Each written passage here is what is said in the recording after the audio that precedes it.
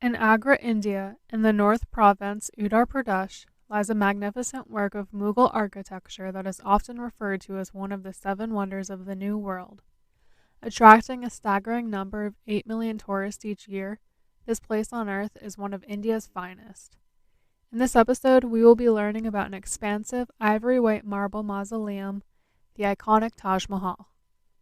Hello, and welcome to A Place on Earth, where each episode will take us on an informational deep dive at any location of interest on our planet. I hope you enjoy. The Taj Mahal sits along the banks of the 855-mile, or 1,375-kilometer-long, Yamuna River. The headwaters of the river are at the Yamunotri Glacier on the Bandarpunch Mountains of the lower Himalayan range. The river passes through New Delhi, the capital of India, before it travels southeast through Agra, then continues on until it reaches the Ganges in Allahabad, India. Agra is about 140 miles, or 230 kilometers southwest of New Delhi, the nation's capital, and 205 miles, or 330 kilometers west of Lucknow, the state capital of Uttar Pradesh. The Taj Mahal is on the eastern side of Agra, about 3 miles, or 4.8 kilometers, from the city center.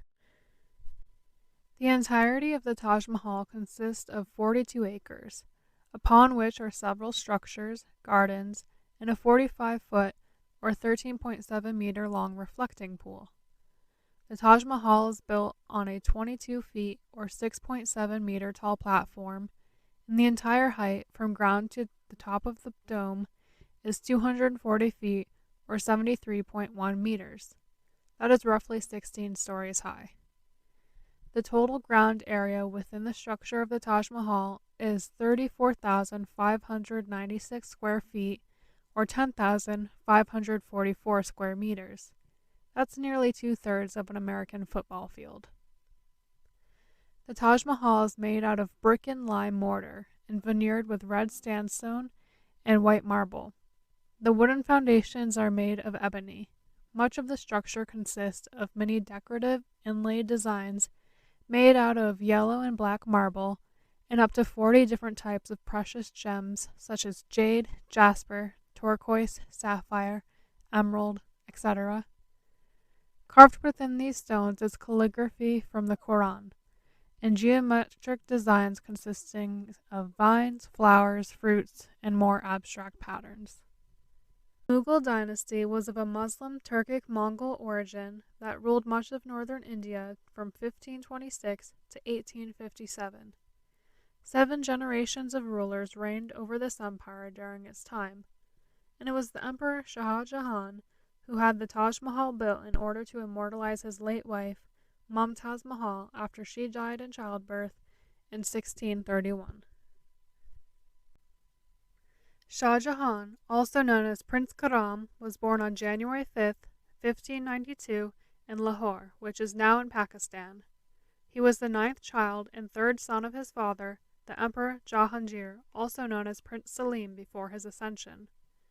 It was Prince Khurram's grandfather, the Emperor Akbar, who named him. His name meant joyous, and they went on to have a close relationship throughout his childhood.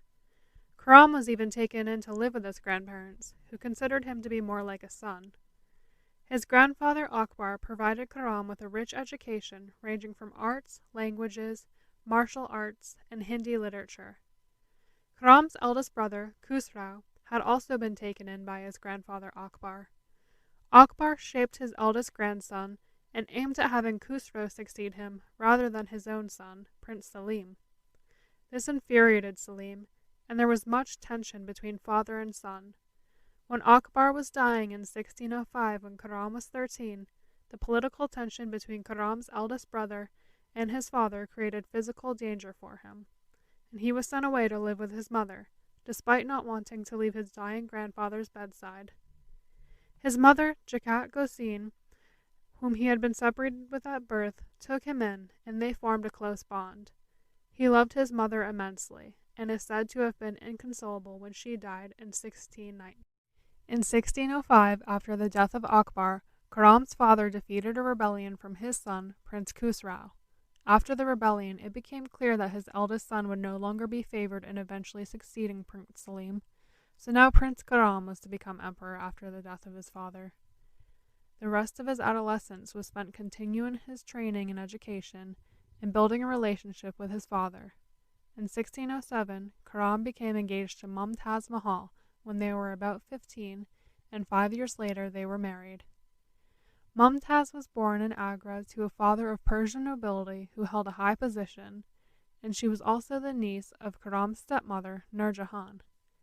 Nur Jahan held a lot of power over her husband, the Emperor Selim, and the court. She favored Khurram's half-brother Shahryar, and she wanted him to succeed the throne after Khurram's father's death. Fortunately for Khurram, when his father died in 1627, he won the fight and went on to be the new emperor. Khurram and Mumtaz had a happy marriage. They were devoted to one another and went on to have 14 children, 7 of which made it into adulthood. Mumtaz Mahal became very powerful as the emperor's wife. Khurram consulted her in state affairs, she attended council, and she was responsible for the imperial seal, the final review of official documents. She was only 38 when she died from significant blood loss during the birth of a daughter. The family was extremely distraught over her death. She was temporarily buried before her final resting place was built, the Taj Mahal. Khurram, now known as the Emperor Shah Jahan, was a huge patron of Mughal architecture built in his time. His reign was the golden age of the style. Along with the Taj Mahal, Shah Jahan constructed the Delhi Fort, sections of the Agra and Lahore Fort, the Jama and Moti Masjid, and several mosques, including the immense one with 93 domes, the Shah Jahan Mosque, in Thada, Pakistan. He also had a peacock throne made to honor his reign. The Taj Mahal was first commissioned in 1631 after Mumtaz Mahal's death, and construction began the following year. It took 16 years to complete, and another 5 to finish the gardens and surrounding buildings.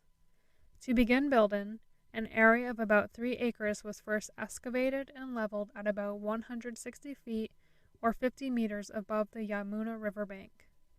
Instead of bamboo typically used for scaffolding during construction at the time, workmen used brick, and the enormous structure of the brick scaffolding would take years to dismantle. But according to legend, Shah Jahan granted permission for anyone to keep the brick scaffolding, so much of it was dismantled overnight by peasants. It is estimated it took over 1,000 elephants to transport the materials, and multiple teams of 20 to 30 oxen to pull heavy loads of stone during the building. Also over 22,000 workers to cut the stones and construct, embroider, and paint the Taj Mahal. No doubt, many people are still employed in the upkeep and tourism of this attraction. The white marble was brought in from Rajasthan, and many of the precious and semi-precious stones came from China, Tibet, Afghanistan, Sri Lanka, and Arabia.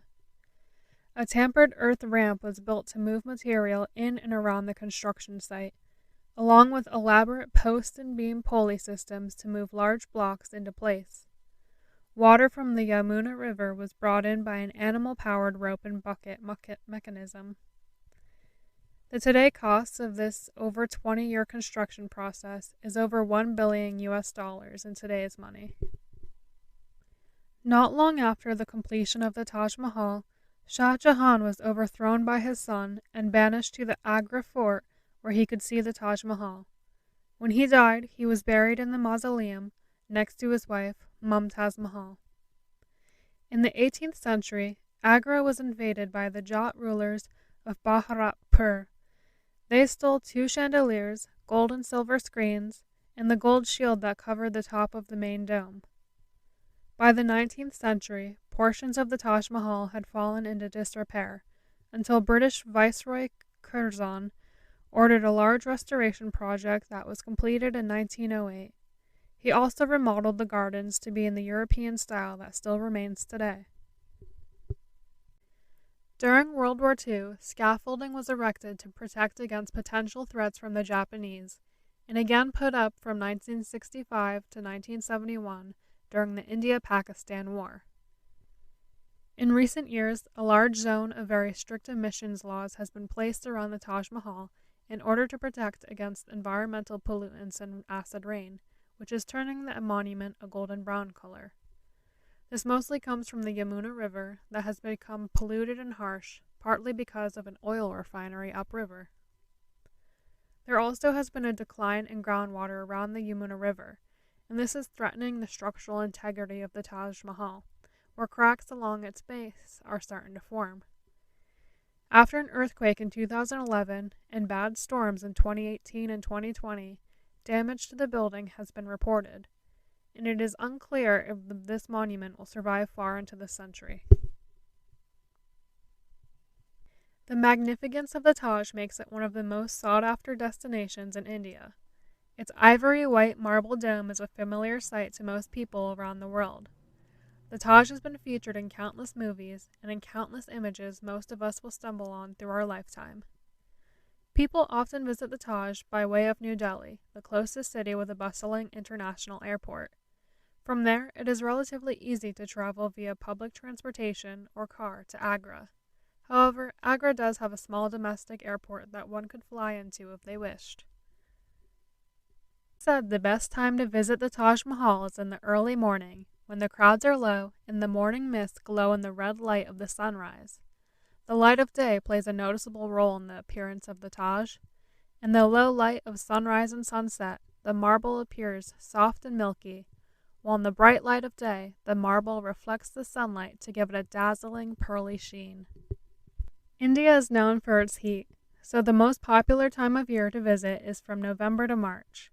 The Taj is open every day except Fridays, from just before sunrise to just after sunset. On a few nights a month, during the full moon, one could also visit for an atmospheric nighttime viewing. This option is more popular in the summer, when the nighttime fog and clouds are less prevalent. Tickets are about $13 and can be purchased online.